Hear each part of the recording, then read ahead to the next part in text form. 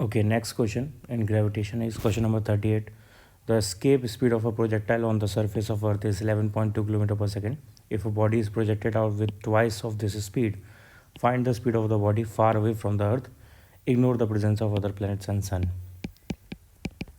Find the speed of the body far away from the Earth. इसका मतलब है कि अर्थ के ग्रेविटेशनल पुल से बाहर निकलने के बाद उसकी स्पीड क्या होगी, and that is called interstellar speed.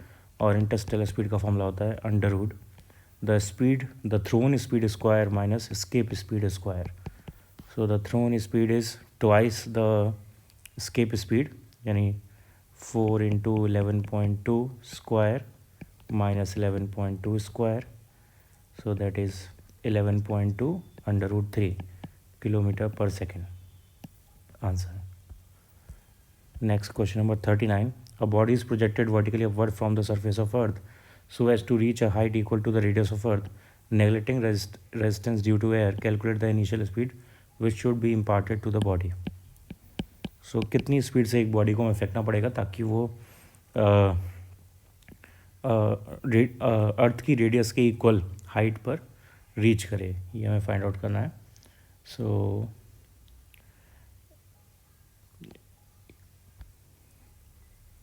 Okay, तो यहाँ पे हम एनर्जी कंजर्वेशन लगाएंगे.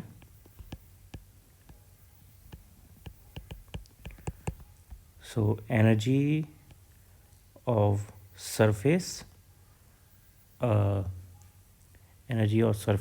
Plus the kinetic energy of the kinetic energy with which we have to throw the body. So मैं इसको बोलता हूँ kinetic energy of throw equals to total energy of the height at the height. Okay, so यहाँ पर जो अर्थ की surface पे उसके पास टोटल एनर्जी होगी, it will be minus G M M upon R, क्योंकि काइनेटिक एनर्जी जीरो होती है तो टोटल एनर्जी पोटेंशियल एनर्जी के इक्वल आएगी, और वो ये होगी minus G M M upon R plus what is projectile from. हमें फाइंड आउट क्या करना है यहाँ पे, इनिशियल स्पीड फाइंड आउट करनी है. तो काइनेटिक एनर्जी का फॉर्मूला लगाएंगे यहाँ पे हाफ एम वी स्क्वायर. ये वी जो है वो हमें फाइंड आउट करना है, equals to the energy at height H. तो उसका फॉर्मूला होगा minus G M M divided by R plus H, और एच यहाँ पे आर के इक्वल ही है तो minus G M M upon 2r ये हो जाएगा. यहाँ से half M V square equals to G M M upon are minus G M M upon 2r, ये आएगा सॉल्व करके दिस मच. सो 2 से 2 कैंसिल आउट, m से m cancel out, v equals to आ गया under root G M upon R. इस speed से हमें बॉडी को थ्रो करना पड़ेगा.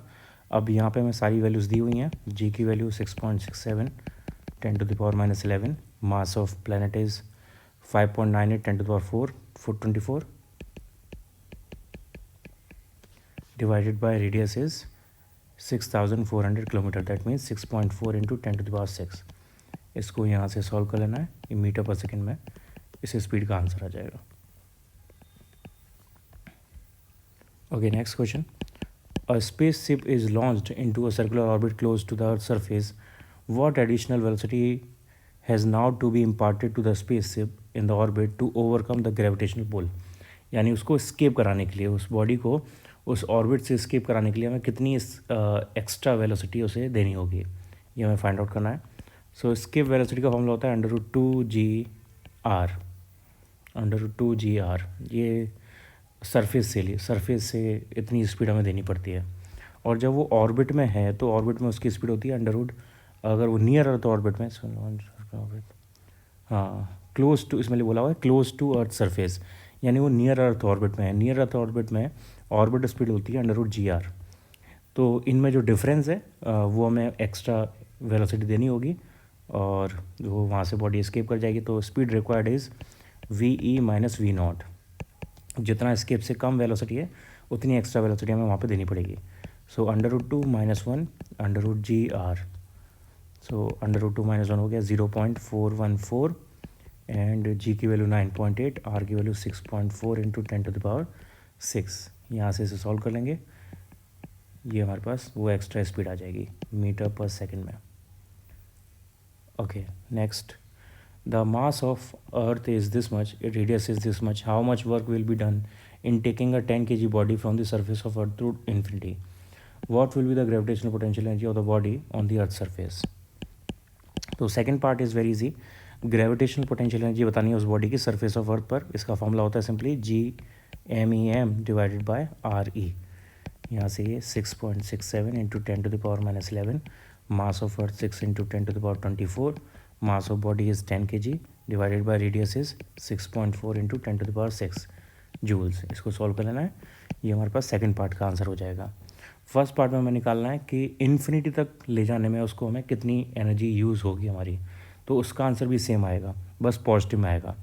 ये जो पोटेंशियल एनर्जी है यही सरफेस की टोटल एनर्जी भी है, बिकॉज काइनेटिक एनर्जी सरफेस की ज़ीरो है, बिकॉज बॉडी सरफेस पे मूव नहीं कर रही. तो ये इसी के इक्वल है, यानी यहाँ से जो वैल्यू आएगी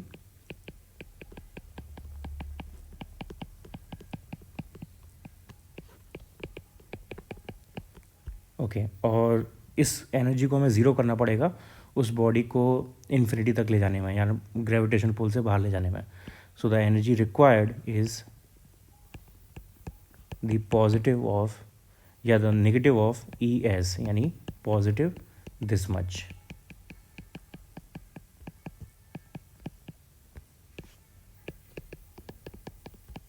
joules.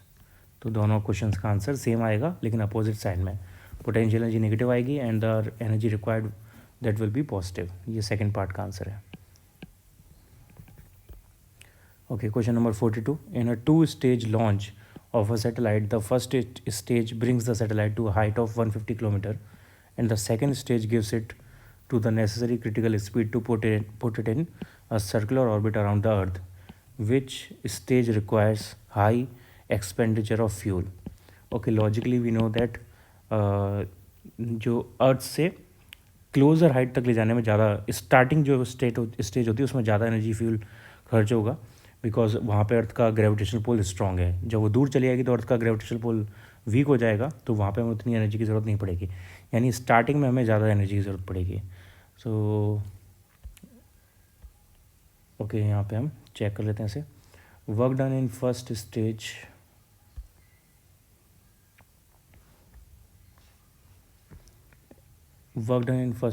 suppose is W1 and work done in second stage is W2.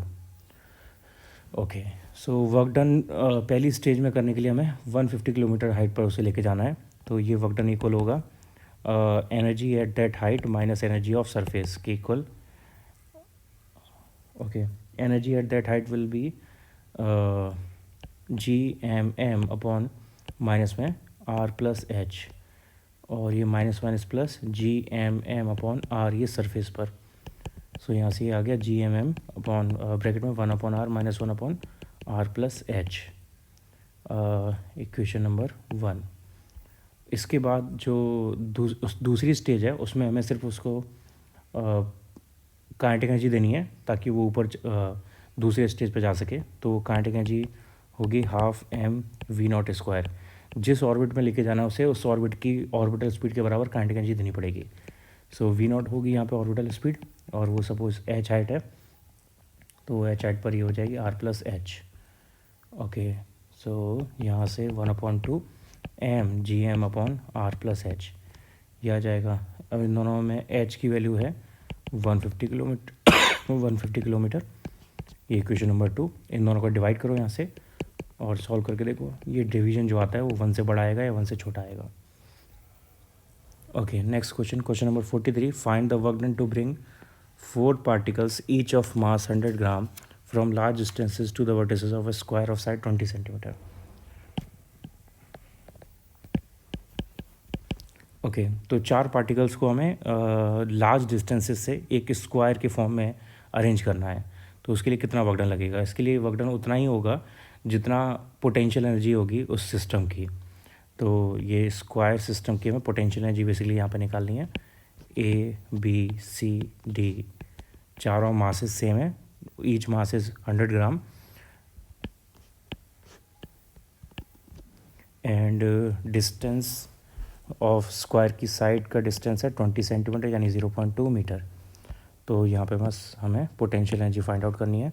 Potential energy दो पार्टिकल सिस्टम के लिए आती है, तो यहाँ पे दो दो पार्टिकल के कितने सिस्टम बनेंगे वो पहले देख लेते हैं।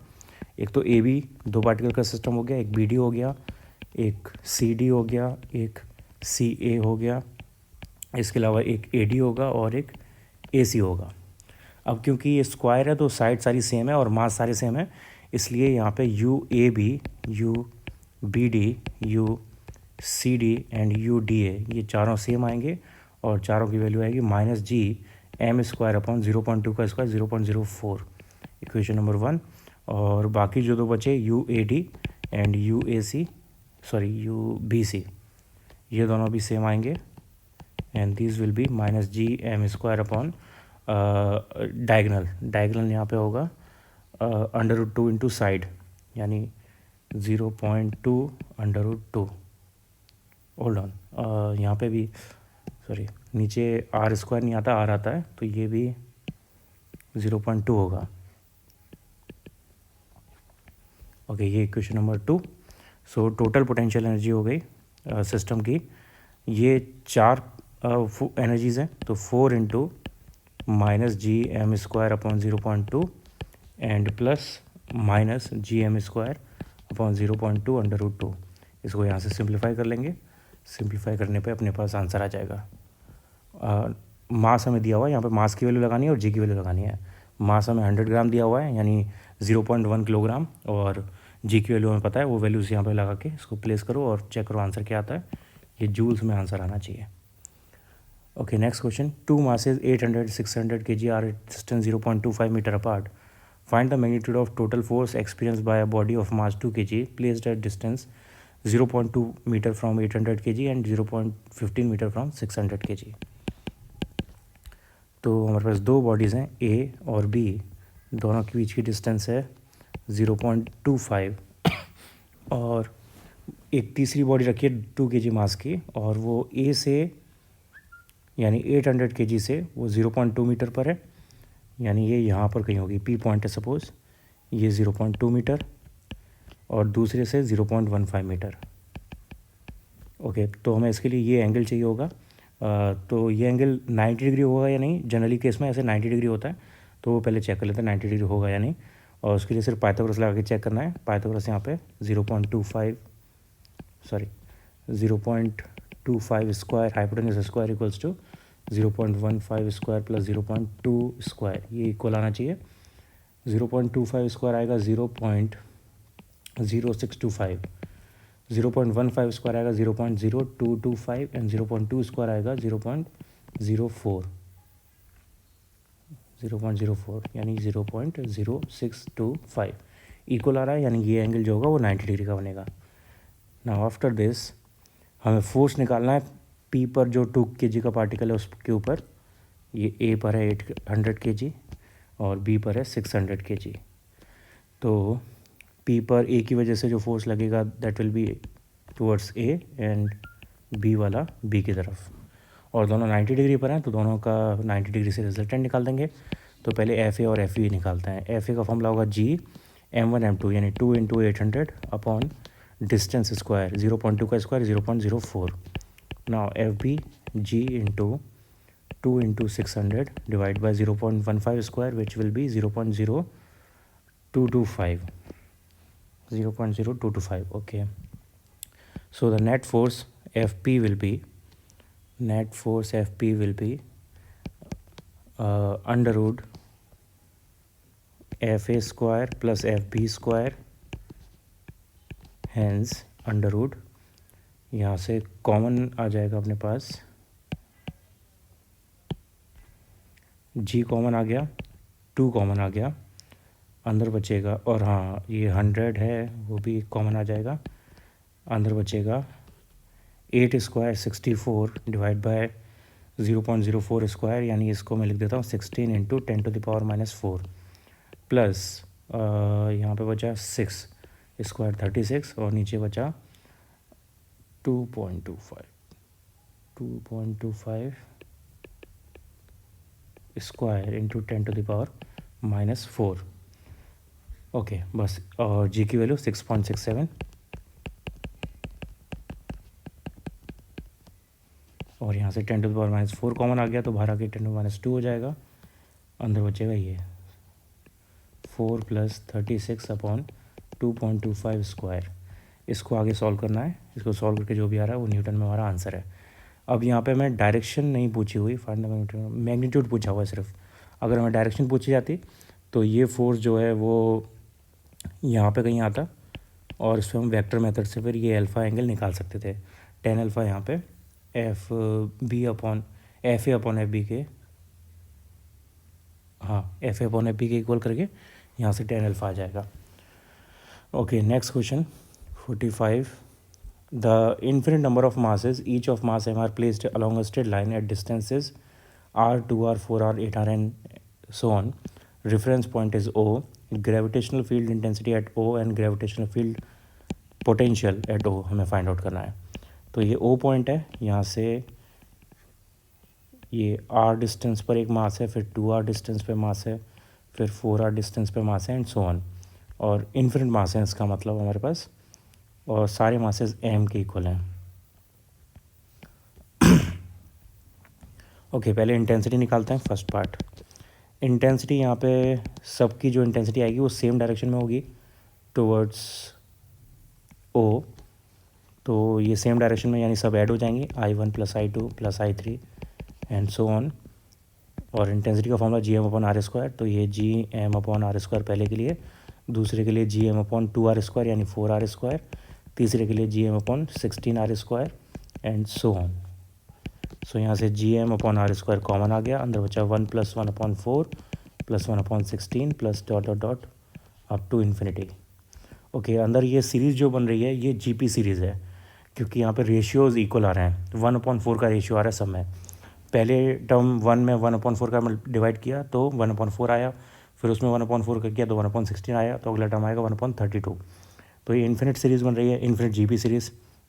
And for infinite GP series the sum of infinite GP series is A/1 - R। तो यहाँ पे A का मतलब होता है फर्स्ट टर्म इज़ 1 और R का मतलब है रेशियो। तो ratio is first term upon second term, sorry second term upon first term. तो 1/4/1 यानी 1/4। तो ये हो जाएगा 4/3। तो सम आ जाएगा 4/3 यानी I = Gm 4Gm/3r²। ये इंटेंसिटी आ गई। Now second part is potential. Potential का फॉर्मूला भी ऐसे ही, वो तो वेक्टर नहीं है स्केलर है तो वो ऑब्वियसली ऐड ही होगा। Formula -Gm/r। तो पहले टर्म के लिए -Gm/r, दूसरे के लिए -Gm/2r, तीसरे के लिए -Gm/4r and so on. Common आ जाएगा यहाँ से -Gm/r, अंदर बचा 1 + 1/2 + 1/4 प्लस डॉट डॉट डॉट। ये भी इन्फिनिट GP सीरीज़ है, इसका भी सम ऐसे ही आएगा S ∞ = A/1 - R। और यहाँ पे A अगेन 1 है, फर्स्ट टर्म 1, और R है यहाँ पे 1/2/1 यानी 1/2 रेशियो 1/2। तो ये आ जाएगा सॉल्व करके 2 के इक्वल। सो ये हो गया -2 Gm/r। ये पोटेंशियल का answer. Okay, next question 46। In an imaginary planet system, the central star has the mass of as our sun, but is much brighter, so that only a planet twice the distance between sun and earth can support life. According to biological evolution on the planet similar to ours, what would be the average lifespan of a human on that planet in terms of its natural life? Average lifespan of human on earth is 70 years. Okay, तो basically अगर planet twice bright है तो उसको हमें twice distance पे रखना पड़ेगा, और डिस्टेंस अगर ट्वाइस हो जाएगी तो time period of rotation of planet around the sun वो चेंज हो जाएगा according to this relation T² proportional to R3। यहाँ से T1/T2² = R1/R2³।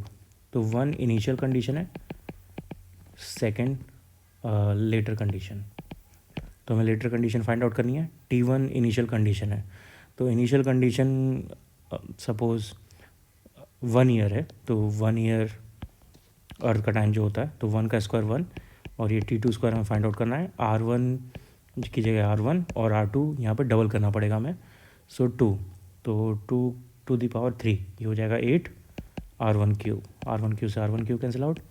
T2 square equals to आ गया T2 इक्वल्स टू √8, यानी 2 ईयर्स, यानी 1 year is equal to 2 years. Okay, तो जो ह्यूमन लाइफ है वो तो ऑब्वियसली बायोलॉजिकल टर्म में सेम रहेगी, लेकिन जो अर्थ के उस प्लेनेट के ईयर्स हैं उसके कंपैरिजन में उसका टाइम कितना हो जाएगा। तो अगर हर साल 2 साल के बराबर हो, जैसे अगर हर 2 साल 1 साल, अगर हम हर 2 साल को 1 साल बोलें और कोई इंसान 100 साल जीता है, तो एक्चुअली में वो काउंट होगा 50 ईयर्स। उसका जो साल काउंट होगा वो 50 ईयर्स होगा। वो एक्चुअली में 100 ईयर्स जिया है, लेकिन हम अब हर 2 साल को 1 साल बोल रहे हैं। तो यहाँ पे भी हर एक साल को हम 2 साल बोल रहे हैं। तो जो उसका एक्चुअल एज हो जाएगी उस प्लेनेट पे, age of human on that planet will be 70 divide by 2 years. इसको यहाँ से सॉल्व कर लो, 35/1.414 ईयर्स, ये इसका आंसर आ जाएगा। उस प्लेनेट पे ये एज होगी पर्सन की।